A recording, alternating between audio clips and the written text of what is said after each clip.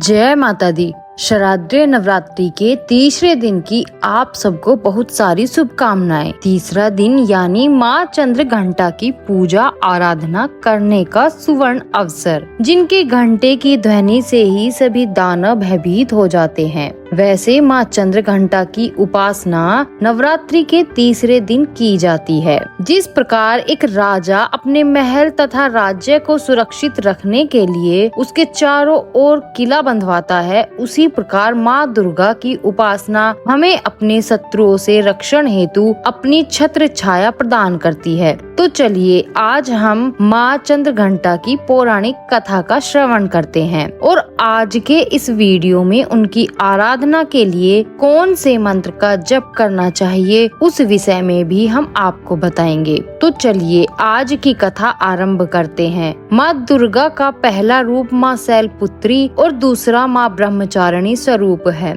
जो भगवान शिव को पति रूप में प्राप्त करने के लिए वे धारण करती हैं। जब माँ ब्रह्मचारिणी भगवान शिव को पति रूप में प्राप्त कर लेती हैं, तब वे आदि शक्ति के रूप में प्रकट होती हैं और देवताओं को अपना अधिकार वापस दिलाने के लिए माँ चंद्र घंटा का स्वरूप धारण करती हैं। जब महिषासुर नामक राक्षस का अत्याचार बढ़ने लगा था और ब्रह्मा जी से वरदान पाकर वह अत्यंत बलशाली हो गया था, उसने स्वर्ग पर आक्रमण कर दिया था और युद्ध में सभी देवताओं को हराकर उसने स्वर्ग छीन लिया था। उस समय में देवी दुर्गा ने माँ चंद्र घंटा का अवतार धारण किया था और इस प्रकार देवी चंद्र घंटा की उत्पत्ति हुई थी। महिषासुर के अत्याचार से सभी देवतागण परेशान होकर भगवान ब्रह्मा, विष्णु और महेश के पास गए। भगवान श्री हरि ने सुझाव दिया कि हम सब एक तेज पुंज से महाशक्तिशाली देवी प्रकट करें, वही देवी दुष्ट महिषासुर का वध कर पाएंगी। और इस प्रकार सभी देवताओं की ऊर्जा और तेज पुंज के माध्यम से एक ज्वालामान देवी अवतरित हुई। उस देवी को भगवान शंकर ने अपना त्रिशूल, भगवान विष्णु ने अपना चक्र, देवराज इंद्र ने अपना घंटा, सूर्य ने अपना तेज तलवार और सिंह प्रदान किए, जिससे माँ आगा शक्ति अत्यंत प्रचंड रूप में माँ चंद्र घंटा स्वरूप से प्रकट हुई। उन्होंने महिषासुर का वध करके देवताओं की रक्षा की। कहा जाता है कि देवी चंद्र घंटा ने राक्षस समूहों का संहार करने के लिए जैसे ही धनुष की टंकार की तो उनकी ध्वनि गगन में गूंजने लगी। उसी समय माँ के वाहन सिंह ने भी दहाड़ना आरंभ कर दिया। तत्पश्चात माता ने घंटे की आवाज से उस ध्वनि को और बढ़ा दिया। धनुष की टंकार, सिंह की दहाड़ और घंटे की ध्वनि से संपूर्ण दिशाएं गूंज उठी। उस भयंकर शब्द और अपने प्रताप से देवी दुर्गा ने दैत्य समूहों का संहार किया और विजय प्राप्त की। माँ चंद्र घंटा असुरों के विनाश हेतु माँ दुर्गा के तृतीय स्वरूप में अवतरित हुई हैं, जो भयंकर दैत्य सेनाओं का संहार करके देवताओं को उनका भाग दिलाती है। माँ चंद्र घंटा भक्तों को वांछित फल दिलाने वाली माता हैं। वे संपूर्ण जगत की पीड़ा का नाश करती हैं। माँ दुर्गा की तीसरी शक्ति यानी चंद्र घंटा। नवरात्रि उपासना में तीसरे दिन उन्हीं के विग्रह का पूजन और आराधना किया जाता है। इनका यह स्वरूप परम शांतिदायक और कल्याणकारी माना गया है। माता के मस्तक पर घंटे के आकार का अर्ध चंद्र है और इसी कारण से इन्हें चंद्र घंटा देवी कहा जाता है। उनके शरीर का रंग स्वर्ण के समान चमकीला है। उनके 10 हाथ हैं। उनके 10 हाथों में खड्ग आदि शस्त्र तथा बाण आदि अस्त्र विभूषित हैं। उनका वाहन सिंह है। इनकी मुद्रा युद्ध के लिए उद्यत रहने की होती है।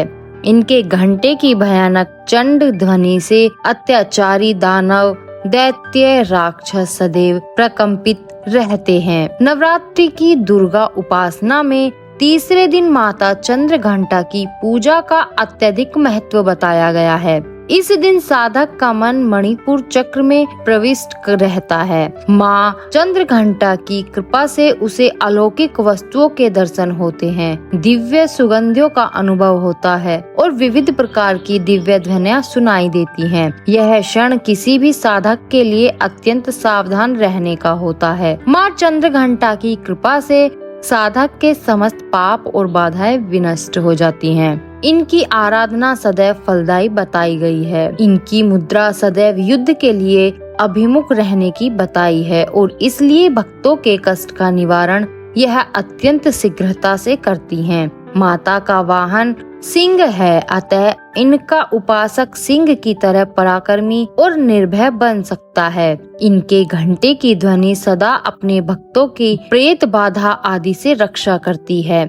माता का ध्यान करते ही शरणागत की रक्षा के लिए इस घंटे की ध्वनि निनादित हो उठती है। दुष्टों का दमन और विनाश करने में सदैव तत्पर रहने के बाद भी माता का यह स्वरूप दर्शक और आराधक के लिए अत्यंत सौमान्य और शांति से परिपूर्ण रहता है। माँ चंद्रघंटा की आराधना से प्राप्त होने वाला एक बहुत बड़ा सद्गुण यह भी है कि साधक में वीरता, निर्भयता के साथ ही सौम्यता और विनम्रता का भी विकास होता है। उनके मुख, नेत्र और संपूर्ण काया में कांत गुण की वृद्धि होती है। उनके स्वर में दिव्य अलौकिक कुर्य का समावेश हो जाता है। माँ चंद्रघंटा के भक्त और उपासक जहाँ भी जाते हैं, लोग उन्हें देखकर शांति और सुख का अनुभव करते हैं। ऐसे साधक के शरीर से दिव्य प्रकाश युक्त परमाणुओं का अदृश्य विकिरण होता रहता है और यह दिव्य क्रिया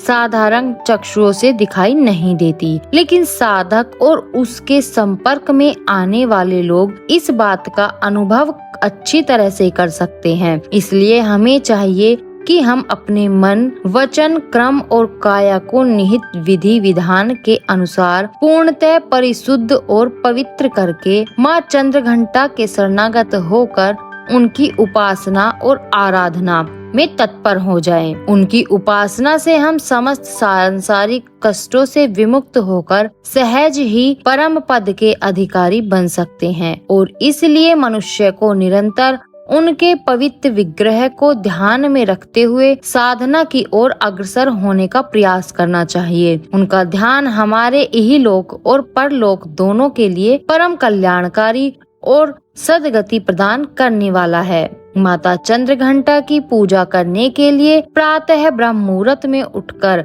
स्नान इत्यादि से स्वच्छ हो जाना चाहिए। पूजा के स्थान पर गंगा जल छिड़कना चाहिए। फिर माँ चंद्रघंटा का ध्यान करके उनके समक्ष दीपक प्रज्वलित करना चाहिए। तत्पश्चात उनकी अक्षत, सिंदूर, पुष्प, दीप, गंध इत्यादि से पूजा करनी चाहिए। माँ को प्रसाद रूप में फल और केसर तथा दूध से बनी मिठाइयाँ या फिर खीर का भोग लगाना चाहिए। तत्पश्चात उनकी आरती करनी चाहिए, स्तुति करनी चाहिए, उनकी कथा का श्रवण करना चाहिए और पूजा के अंत में जाने अनजाने में हुए किसी भी अपराध के लिए क्षमा याचना करनी चाहिए। इस दिन माता के लिए दूध से बने मिष्ठान का भोग लगाना चाहिए। कहा जाता है कि माता को शहद यानी कि मधु भी अत्यंत प्रिय है। इस दिन ओम देवी चंद्रघंटाय नमः इस मंत्र का जप पूरे दिन में करना चाहिए और माँ चंद्रघंटा का ध्यान करने के लिए इस मंत्र का उच्चारण करना चाहिए। ओम श्री चंद्रघंटाय नमः।